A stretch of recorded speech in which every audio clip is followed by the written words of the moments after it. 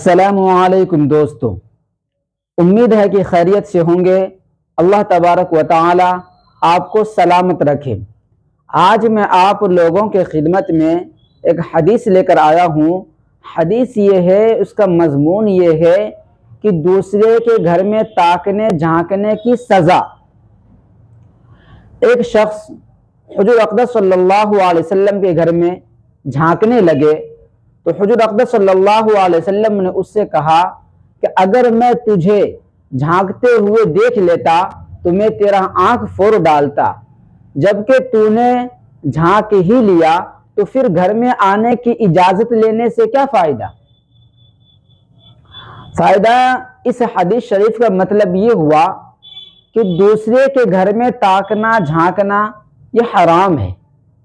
اللہ تبارک و تعالی کے حبیب محمد عربی صلی اللہ علیہ وسلم کی ناراضگی اللہ کی ناراضگی ہے۔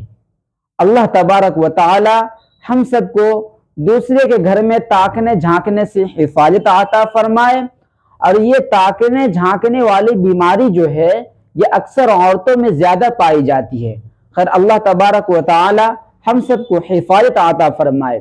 اگر آپ ہمارے یوٹیوب چینل پر نئے ہیں اور دین کے چھوٹی چھوٹی بات جاننا چاہتے ہیں تو آپ ہمارے چینل کو ضرور سبسکرائب کر دیں اور بیل آئیکن کے بٹن دبا دیں تاکہ آنے والی ویڈیو سب سے پہلے آپ تک پہنچے۔ السلام علیکم۔